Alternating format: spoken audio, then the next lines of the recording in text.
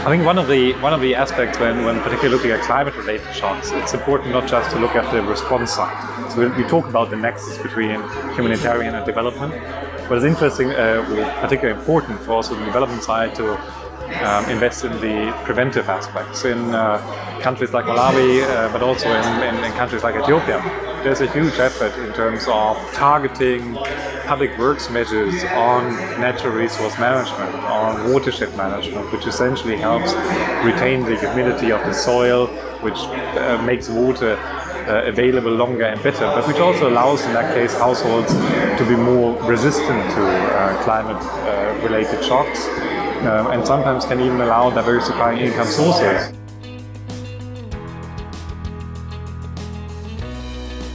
The example is Malawi.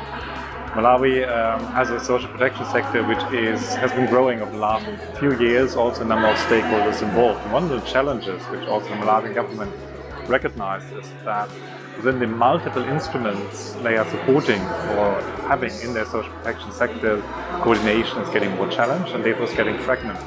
And therefore we supported the Malawian government, and they specifically the Ministry of Finance, Economic Planning and Development, in coordinating between the various ministries within the government, but also within the various between the various actors involved in the instruments which are being implemented, but also between the instruments implemented. So it becomes a more coherent system, which is stronger in responding to all the vulnerabilities, but also the sudden shocks which are existing in the country. The EU is one of the partners, for instance, in that one, and we engage with the EU also from the German side as one of the member states, obviously, on how that fits with what Germany is doing, what other countries are doing. But we also engage, obviously, with UN organizations, with civil society organizations. I think there are a number of things which have worked well in Malawi in recent years.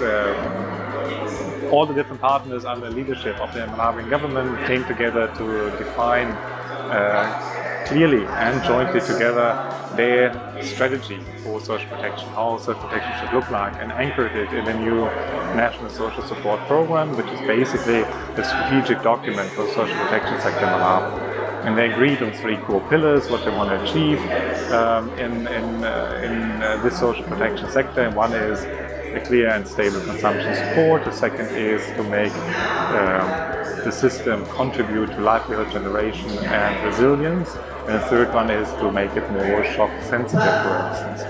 So that clear orientation allows all partners to orient their programs to contribute to these objectives. The second example would be a clear and common data management approach.